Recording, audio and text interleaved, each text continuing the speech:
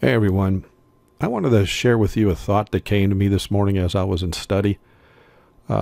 We as Christians need to understand that while we see the popes, and especially the present one, demanding a Marxist or socialist form of global governance, most who claim Christ Lord cannot discern the danger in his well-orchestrated actions any more than the disobedient Christians could see the danger of allowing Vatican prelates to serve in public office back in the 6th century.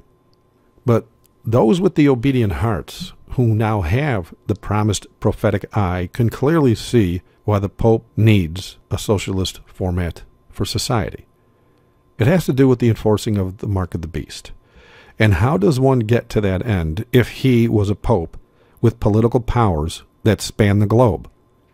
Well, first of all, he needs to set up a foundation that will require a new world order to bring about the peace he plans to use to destroy many. How will he get there? Well, does it really matter? You can't stop him. It's prophesied to happen, no matter what. But if you want to see it as it happens, well, just watch his actions when it comes to climate change, as well as his actions towards a cashless society, or free speech for that matter. It's truly quite simple. Certain things are going to have to be put in place so as to allow him the ability to enforce that mark. He can't just demand it without having some sort of legislative structure behind it. And with that in mind, now some of you understand why all the nations, including the United States of America, are changing or have already changed their constitutions. But that all being said, there is a major problem for the people of God. Most Christians today are lukewarm, as prophecy also predicted, and they're going to miss what he's up to because of one simple factor.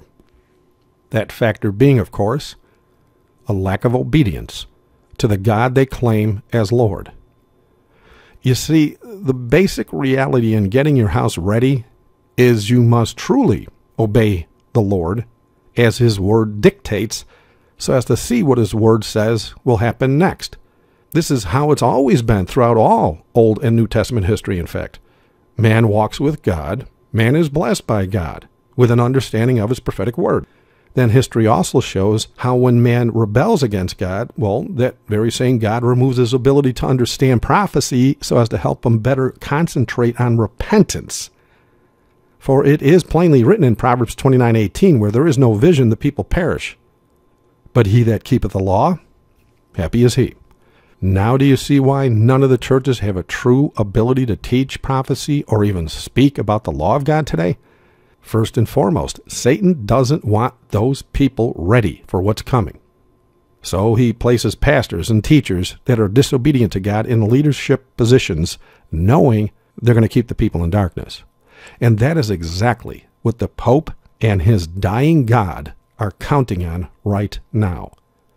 Prophecy does predict most Christians will die when the eastern sky splits, and now we know why. But you and your family don't have to die with them. Instead, you can be as the wise virgins that Jesus spoke of, who had enough oil in their lamps when the bridegroom came.